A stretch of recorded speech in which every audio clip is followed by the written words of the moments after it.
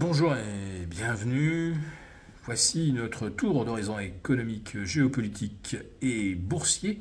Nous sommes le mercredi 5 février et pour comprendre comment tourne une planète finance littéralement ébahie par les dernières déclarations de Donald Trump, c'est sur l'inforruptible et nulle part ailleurs. Et la thématique du jour, ce sera l'or flambe et les auto-entrepreneurs français sont carbonisés. Allez, vous me pardonnerez ce mauvais calembour, mais avouez que c'était difficile de résister. Quand on découvre qu'à la sournoise, dans le projet de budget 2025 infligé aux Français à coup de 49,3, avec en face aucune motion de censure susceptible d'aboutir, on découvre que le gouvernement, après avoir précarisé plus de 200 000 Français qui se sont laissés tenter par le statut d'auto-entrepreneur, c'est le coup de pied de l'âne, c'est le coup de jarnac. Les auto-entrepreneurs, pour leur faciliter un petit peu la tâche, on ne les obligeait pas à déclarer la TVA en deçà de 85 000 euros de chiffre d'affaires, un plafond abaissé brutalement à 25 000. Comprenez 2 000 euros de chiffre d'affaires par mois, sur lequel l'auto-entrepreneur va en conserver combien? Allez, si c'est du service pur et qu'il n'y a pas d'immobilisation, il va peut-être réussir à garder l'équivalent d'un SMIC. Mais bon, là, maintenant, il va falloir déclarer la TVA au-dessus de 25 000. Alors, on a fait le calcul. Pour ceux qui arrivaient à cette limite des 80 000 sans obligation déclarative sur la TVA, ça va leur coûter 2 000 euros par an. Autrement dit, un peu plus de 180 euros par mois. Autrement dit, c'est 180 euros de revenus en moins. Mais en fait, cette mesure va coûter beaucoup plus cher que cela aux auto-entrepreneurs, ceux qui faisaient plus de 25 000. Pourquoi?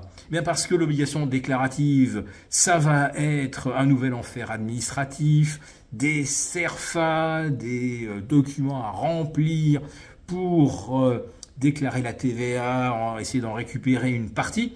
Et là, ce sont des dizaines d'heures, peut-être même des centaines d'heures qui vont devoir être consacrées à de l'administratif et qui vont être retranchées sur les heures où on produit, où on procède à des activités commerciales.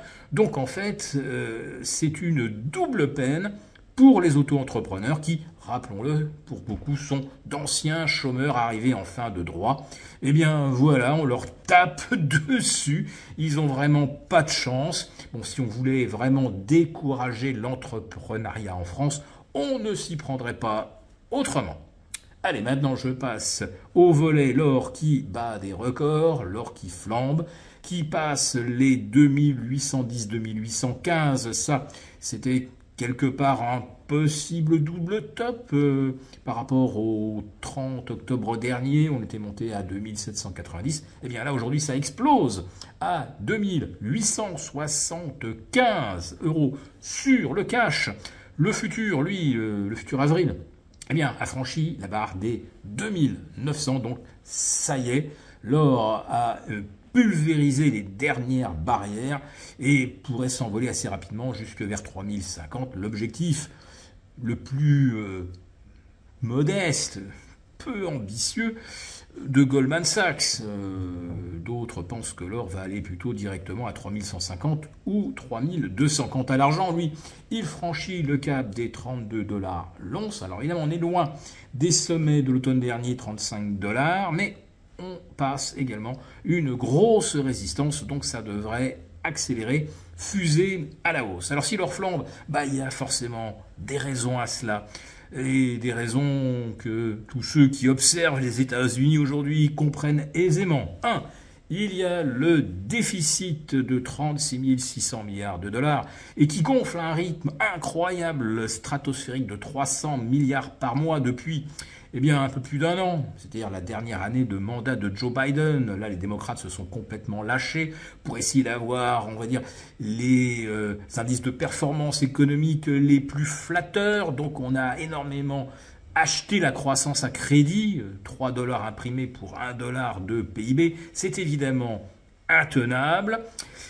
Il y a le projet de baisse de taxes sur les entreprises, donc moins de recettes fiscales, donc il va falloir aller chercher encore plus d'argent sur les marchés, peut-être même imprimer. Il y a la guerre des tarifs commerciaux qui risque de constituer quand même un frein à la croissance, mais surtout constituer un accélérateur d'inflation. Or, l'or est justement un hedge contre l'inflation, probablement meilleur que les cryptos, puisqu'en fait on a assisté lundi à une sorte de crypto crash, pas le Bitcoin, je vais vous expliquer pourquoi, mais d'autres cryptos ont perdu 30 à 35%. Pourquoi? Parce que d'un seul coup, il y a une vague de vente venue d'Asie, avec l'instauration des tarifs de Trump, et donc le premier réflexe, ça a été de liquider tous les actifs les plus spéculatifs. Et puis là, d'un seul coup, il n'y avait plus personne en face, il n'y a pas de profondeur dans le marché, il n'y a pas de contrepartie. Donc, pour la plupart des cryptos, oui, évidemment, c'est un risque de contrepartie, et risque auquel le Bitcoin échappe grâce aux dérivés, à des futurs qui procurent une meilleure profondeur. Donc, il y a évidemment davantage d'acheteurs potentiels ou de vendeurs qui se rachètent sur le Bitcoin, alors qu'il n'y a pas cela sur les autres cryptos. Donc on a bien la preuve que les cryptos ont une clientèle essentiellement de spéculateurs.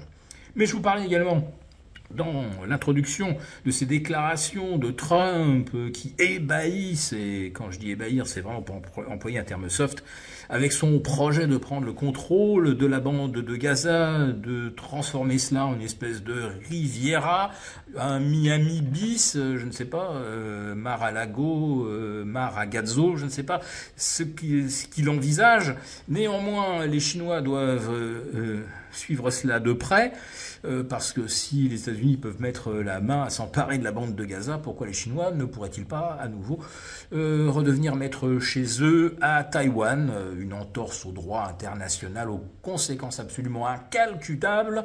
Et là, moi, je dois dire que face aux risques géopolitiques, car ni l'Égypte ni la Jordanie, évidemment, ne veulent accueillir les 2 millions de Gazaouis déplacés. Alors vous me direz, déplacer des populations, les mettre dans un parc, les Américains, c'est quand même quelque chose qu'ils ont déjà pratiqué avec les Amérindiens. Mais je veux dire que là, sur le plan international, on ne sait pas du tout où on s'en va.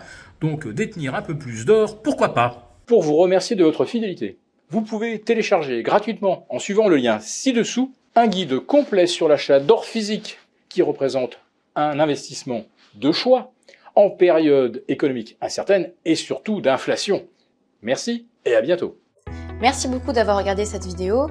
N'hésitez pas à réagir dans les commentaires ou à liker et partager cette vidéo si le contenu vous a plu. Et pour ne rater aucune de nos prochaines émissions, vous pouvez vous abonner à notre chaîne et activer les notifications.